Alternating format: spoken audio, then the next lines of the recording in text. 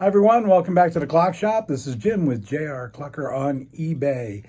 Just wanted to do a little introduction to this video. It's kind of like a part two and fulfilling some people's requests for me to get a little closer to the action when I'm doing a bushing. And I hope this comes through clear for y'all. It's kind of like part two of the 89 I was doing, which I kind of got through so quickly that I didn't have, I had to get through it quickly because the customer needed to clock back in. So I didn't get a chance to videotape it. But anyway, this is a Gilbert that I've done that really is one of the worst bushings I've ever seen as far as the wear. And let's get to it. Okay, I have this movement here. It's a Gilbert. Wow, I can't believe how bad these bushings are. I think I've showed you in a previous video. I can actually take, I don't know, it's 4mm screwdriver head, and I can put it right in it. Right in there, see that? It's amazing how big it is. So then we're gonna go down here. A lot of people have been asking me to set up. I don't know. I use these special holders. I don't know the proper name for them, you know, my wingman, but I use this because they're adjustable up and down. They're adjustable wings, and I guess that would be a best way to do it. And how I do this is I put my live center straight down in, and on this one it's actually pretty easy. I'm going to get it right there, and I know you can barely see it, if you can see it at all, but there's a space I can actually put the brooch through.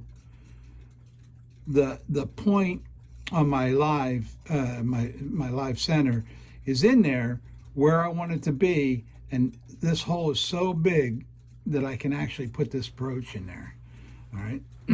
Anyway, so once I get it there, now this is loose, so I can just pull it, then I tighten this down because it's where I want it to be as far as where I want the first cut to start at.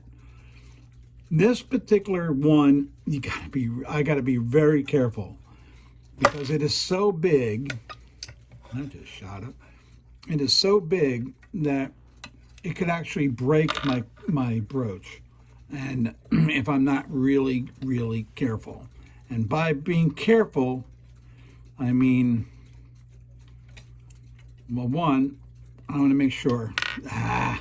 See, I just messed up because I'm trying to do this on film, and as long as you don't make the mistake while you're cutting, and I didn't get this fully.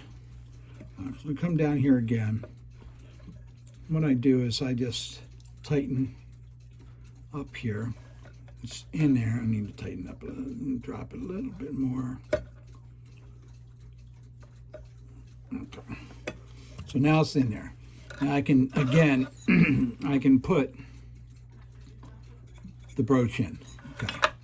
Now I'm going to hold it to the live, and then I got to tighten everything up and make sure that when I pull this up, it doesn't move. Okay.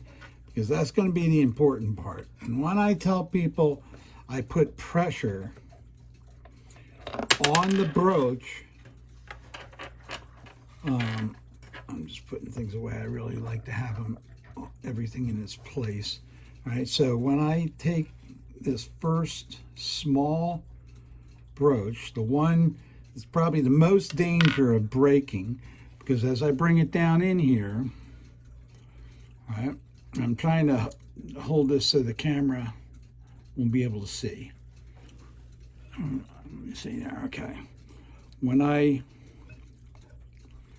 go in, I have to be pushing hard on here because I do not, and you take your time, I do not want this to slide into that hole that's been cut out. I need to make this hole in the center, not let it flow.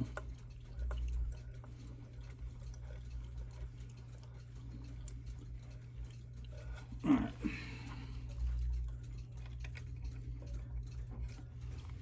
Now I'm going to take my next size. The bushing I'm putting in there is 3.5 millimeters. So I have to go to 2.47 millimeters cutter. So it's a friction fit. I hope this is coming in good.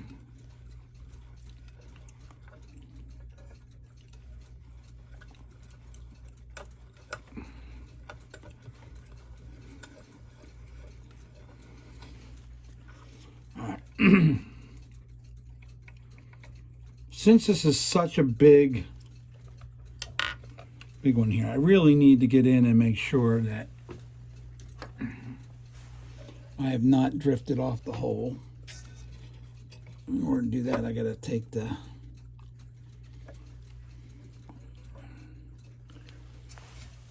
pull this out a little bit.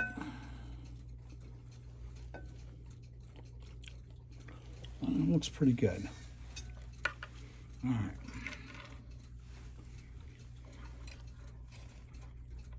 This is tight corners. It's just kind of, I really gotta bear down and make sure I am taking such little passes. I'm hardly putting any pressure downward. Because I really don't feel like doing a secondary bushing, which is a real pain in the butt to do. I've had to do them before, and I really try to avoid it. Wow, it's actually coming out pretty good. What can I tell you? I'm going to put this bushing in, and then I'm going to show you. I have several more to do. This is the only time I do this all the way down to the final one. I'm actually putting pressure to keep it centered. Because sometimes you just don't know. You know, I measured pretty good, and I made sure that the you know, because when you look at what you're doing, putting a bushing in, is that you are taking brass out and you're filling the brass in, and you're trying to fill it to the center. So, and that's what, you know, hopefully I've accomplished. Let's take a peek after we do this. And, all right. So it's in there. I'm going to put a little chamfer in it because it's already centered and ready to go. And I have a couple more bushings to do on this plate, and then I have some to do on the other plate. So I'm going to come down here. I'll put a little chamfer in it. I still have to test fit. I still have to broach. I still have to polish the inside of the bushing. I will put it on a depthing tool too. I have that set up already, but it really looks good. It really came in nice.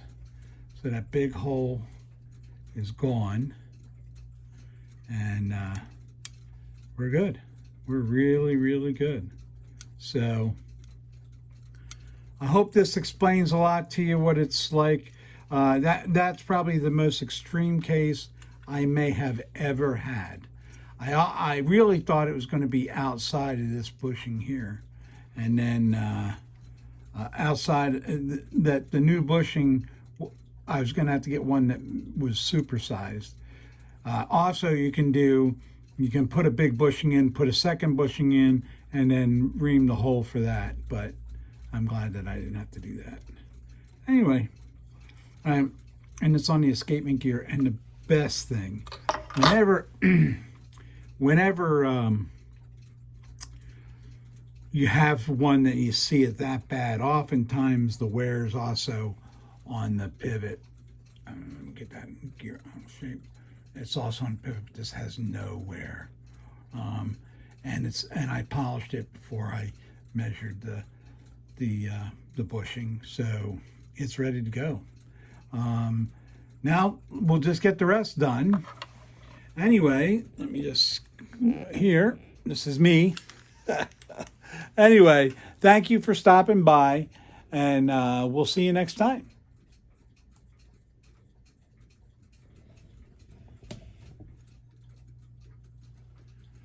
Okay, we're back.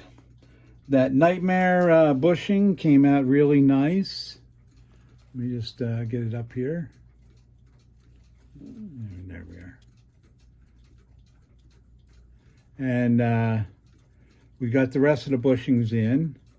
It's probably about an hour after I just took the last video here with you all. And I just want to make sure everything's in play. Now, a real good test before I go put the verge back on and the suspension wire with suspension spring is, I like to go like this.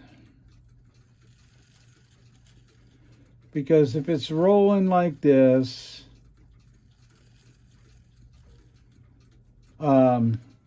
there shouldn't be any problems. The last thing I'm going to do as well is oil it before I put it up. I have not oiled it at this point. We'll just, very minimum oil. Once I get it started in the tube, I don't really have to do too much more. Does pretty good job.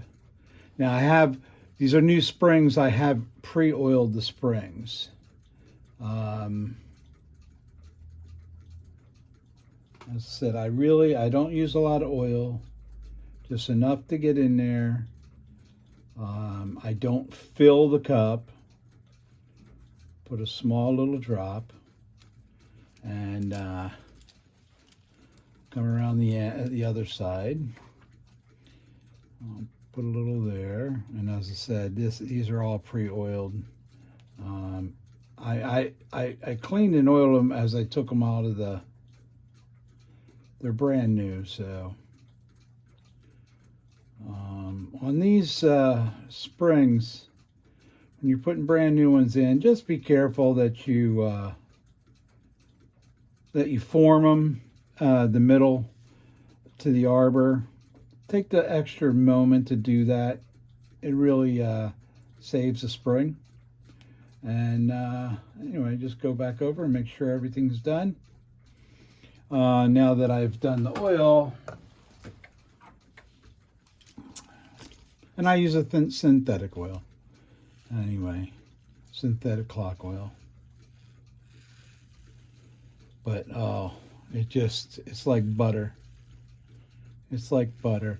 I also, and I've already done this, I also, before I put power to it, in case I have to adjust the levers or adjust the wheel so the levers hit and stop at the right time, I do a test without having any tension on the spring.